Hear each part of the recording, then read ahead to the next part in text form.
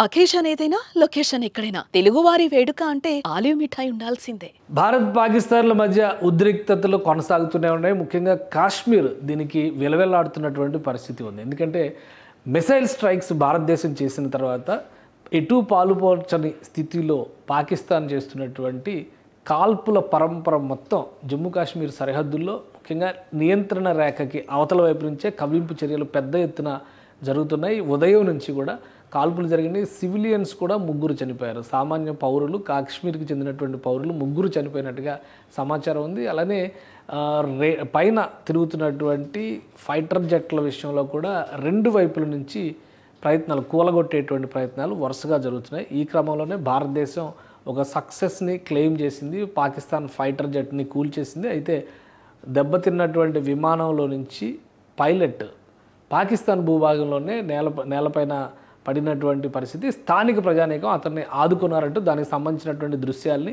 భారతదేశం రిలీజ్ చేసింది. దీనికి కూడా ఒక కారణం ఉంది. ఎందుకంటే ఉదయం స్ట్రైక్స్ జరిగిన తర్వాత నుంచి కంటిన్యూస్గా 2 రాఫెల్ విమానాలని కూల్చేసామనేటువంటి ప్రచారం సోషల్ మీడియాలో పాకిస్తాన్ పెద్ద ఎత్తున చేస్తుంది.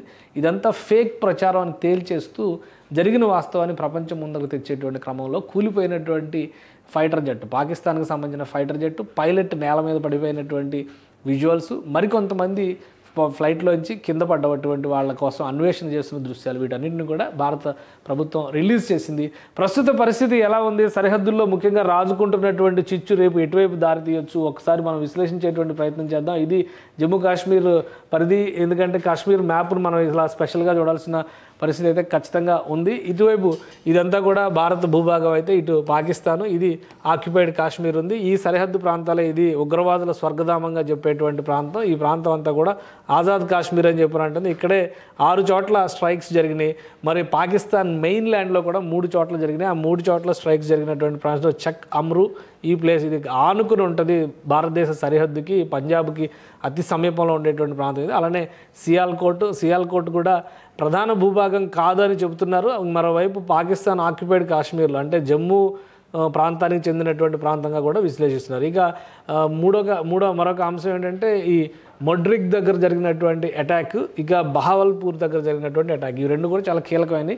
ఈ నేపథ్యంలోనే ఎల్ఓసి అంతటా కూడా హై అలర్ట్లో ఉంది. ఫైరింగ్ పెద్ద ఎత్తున జరుగుతున్నటువంటి సమాచారం ఉంది. ఇక రాత్రి అంతా కూడా ఇక్కడ పోటీగా తుపాకీ శబ్దాలు వినబడేటువంటి ఛాన్సెస్ కనిపిస్తున్నాయి. ప్రస్తుతం ఇది ఓవరాల్గా జమ్మూ కాశ్మీర్ మ్యాప్ని మనం ఒకసారి విశ్లేషించి చూస్తే జమ్మూ కాశ్మీర్లో జమ్మూ అనేటువంటి ప్రాంతం, కాశ్మీర్ అనేటువంటి ప్రాంతం 2 ప్రదేశాలు ఉండేటువంటి సమాహారం ఇది. అయితే జమ్మూకి సంబంధించినటువంటి కొన్ని ప్రదేశాలని ఇక్కడ ఆక్యుపై చేశారు. సరిహద్దుల్లో ఉన్నటువంటి ప్రాంతం కాబట్టి ఇది ఈ ఆక్యుపై చేసినటువంటి ప్రదేశం, ఈ ప్రాంతం అంతా కూడా ఉగ్రవాదులకి చాలా స్వర్గధామంగా మారింది. సో ఇక్కడ చూస్తే పూంచ్, రాజౌరి, నౌషేరా, అఖ్నూర్ ఈ సెక్టార్లో పెద్ద ఎత్తున కాల్పుల పరంపర ఉదయం నుంచి నిర్విరామంగా కొనసాగుతుంది. మధ్యలో భోజనం చేసేటప్పుడు బ్రేక్ ఇచ్చినట్టుగా మిలిటరీ అధికారులు చెప్తున్నారు. ఆ తర్వాత మధ్యలో మిగతా అంతా కూడా కాల్పులు అడపాదడపా కాలుస్తూనే ఉన్నారు. అలానే ఈ ప్రాంతంలో కొంతమంది సివిలియన్స్ గాయపడ్డారు. అలానే ఇది అంతర్జాతీయ సరిహద్దు అవుతుంది. ఈ అంతర్జాతీయ సరిహద్దు వెంట కూడా కాలుచక్ అంటే జమ్మూకు దగ్గరలో ఉండేటువంటి ప్రాంతం, ఇక్కడ కూడా కొంత ఉద్రిక్త వాతావరణం ఉంది. ఇటు కతువా వైపు కూడా కొంత ఆ పరిస్థితి ఉందని చెప్పని టోటల్ హై అలర్ట్. ఎందుకంటే ఇది సాంబా సెక్టార్లోకి వస్తుంది. సాంబా సెక్టార్లో ఉన్నటువంటి ప్రదేశం. సో పెద్ద ఎత్తున ఇక్కడ కవ్వింపు చర్యలకి పాకిస్తాన్ పాల్పడుతుంది. రాత్రికి ఏ క్షణంలో అయినా కానీ పెద్ద ఎత్తున దాడులకు దిగినా కానీ ఆశ్చర్యపోవాల్సినటువంటి అవసరం లేదు. ఎందుకంటే ప్రస్తుతం భారతదేశం దగ్గర ఉన్నటువంటి మిసైల్ వ్యవస్థ కానీ, ఎయిర్ డిఫెన్స్ సిస్టమ్స్ కానీ పాకిస్తాన్ దగ్గర లేవు. At the same time Pakistan దగ్గర ఉన్నటువంటి అమ్యునిషన్ కూడా చాలా తక్కువ ఉంది. అయినప్పటికీ కూడా పాకిస్తాన్ డైరెక్ట్ వారికి దిగేటువంటి అవకాశం లేదు. కాబట్టి వివాదాస్పదమైనటువంటి కాశ్మీర్ సరిహద్దుల్లోనే కవ్వింపు చర్యలకు పెద్ద ఎత్తున పాల్పడేటువంటి అవకాశాలు ఉన్నాయనేది మిలిటరీ ఇంటెలిజెన్స్ నుంచి వస్తున్నటువంటి సమాచారం. సో అదే క్రమంలో మొత్తం అధికార యంత్రాంగాన్ని అందరినీ కూడా అలర్ట్ చేసింది. జమ్మూ కాశ్మీర్ పైనే ఫోకస్ పెట్టింది. సైనిక బలగాలన్నీ కూడా జమ్మూ కాశ్మీర్ మీద ఫోకస్ పెట్టినాయి.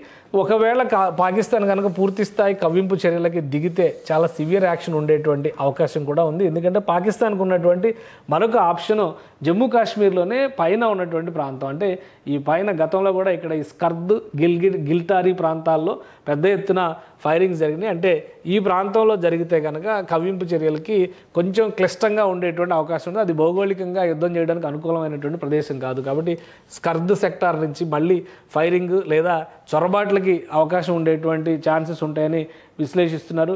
ఈ ఏరియా అంతా ఇది కార్గిల్, ద్రాస్ సెక్టార్ ఇదంతా కూడా భారత్ కంట్రోల్లో ఉన్నాయి. గతంలో జరిగినటువంటి యుద్ధం జరిగిన ప్రాంతాలు కూడా ఇవే. కాబట్టి ఇక్కడ మొత్తం సిస్టమ్ మొత్తాన్ని కూడా ఆర్మీ పటిష్టం చేసుకుని ఉంది. కాబట్టి ఈ ప్రాంతాలపైన ఫోకస్ పెట్టడం అనేది పాకిస్తాన్కి ఇప్పట్లో సాధ్యమయ్యేటువంటి పరిస్థితి కాదు. పైగా స్థానికంగా ఆజాద్ కాశ్మీర్ అని ఏదైతే పాకిస్తాన్ పదే చెబుతుందో ఈ ఆక్రమిత కాశ్మీర్లో ఉన్నటువంటి కొంత భాగం. ఎందుకంటే ఇక్కడ గుర్తుపెట్టుకోవాల్సింది పాక్ ఆక్యుపైడ్ కాశ్మీర్ ఎంత ఉంటే అందులో ఆజాద్ కాశ్మీర్ ఇంతే ఉంటుంది. మిగిలిన ప్రాంతాలన్నీ కూడా సావరిన్ ప్రాంతాలు, అంటే అటానమస్ బాడీస్గా పనిచేస్తున్నటువంటి ప్రాంతాలు. అందుకని ఆజాద్ కాశ్మీర్ చుట్టూనే, ఆజాద్ కాశ్మీర్ అని చెబుతున్నటువంటి ప్రాంతం చుట్టూనే రాజకీయాలు పాకిస్తాన్ చేస్తూ ఉంటుంది. ఈ ముజఫరాబాద్ అడ్డాగా ఇవన్నీ కూడా జరుగుతూ ఉంటాయి. సో ఈ ప్రాంతం పైన పాకిస్తాన్ని చేయబోయేటువంటి యాక్టివిటీ పైన భారత్ మిలిటరీ కానీ ఇంటెలిజెన్స్ వర్గాలు కానీ గట్టిగా నిఘా పెట్టినట్టుగా ఒక సమాచారం ఉంది. సో రాత్రిపూట మరింత అప్రమత్తంగా సరిహద్దులో ఉన్నటువంటి ప్రాంతాల ప్రజల్ని ఉండాల్సిందిగా చెప్పారు. ఇంకోవైపు నుంచి విద్యుత్ సౌకర్యాన్ని కూడా చాలా వరకు రాత్రిపూట ఆపేసేటువంటి అవకాశం ఉంది. ఎందుకంటే దాడులు చేసేప్పుడు పాకిస్తాన్ ఎంచుకునేటువంటి మార్గం అయితే గ్రామాలు, ఊళ్ళు ఎక్కడ ఉన్నాయో అక్కడే టార్గెట్ చేసేటువంటి ఛాన్సెస్ ఉంటాయి. అక్కడి నుంచి షార్ట్ రేంజ్ మిసైల్స్ కూడా, ఎందుకంటే నిన్నగాక మొన్న ఫతా పేరుతో ఒకటి, అలానే అబ్దాలీ పేరుతో మరొకటి 2 మిసైల్స్ని టెస్ట్ చేసినట్టుగా పాకిస్తాన్ అనౌన్స్ చేసింది. ఇవి 2 కూడా షార్ట్ రేంజ్ మిసైల్స్. అయితే 120 కిలోమీటర్ల రేంజ్ అనేది చెప్తున్నారు. అబ్దాలీ మిసైల్ గురించి 400 కిలోమీటర్ల పైన రేంజ్ వస్తుంది, ఢిల్లీ వరకు టార్గెట్ చేయొచ్చు అనేటువంటి ఒక ప్రచారం పాకిస్తాన్ చేసుకుంటూ వచ్చింది. కానీ ఇవి షార్ట్ రేంజ్ మిసైల్స్ కాబట్టి ఓళ్ళని, చిన్న చిన్న పట్టణాలని టార్గెట్ చేసేటువంటి ప్రమాదం ఉంటుందని చెప్పని సైన్యం పూర్తి స్థాయిలో అప్రమత్తమైంది. సో ఈ క్రమంలో కూలిపోయినటువంటి ఫైటర్ జెట్ల సంకేతాలు చూసిన తర్వాత రాత్రిపూట ఎయిర్ స్ట్రైక్స్కి ప్రాధాన్యం ఇచ్చినా కానీ ఆశ్చర్యపోవాల్సినటువంటి అవసరం లేదు. కాబట్టి సరిహద్దు ప్రాంతాలు పూర్తి స్థాయిలో అప్రమత్తంగా ఉండేలాగా సైన్యం, కేంద్ర ప్రభుత్వం చర్యలు తీసుకుంటుంది. సుమన్ టీవీలో మీ పర్సనల్ అండ్ బిజినెస్ ప్రమోషన్స్ కోసం కింది నెంబర్కి కాంటాక్ట్ చేయండి.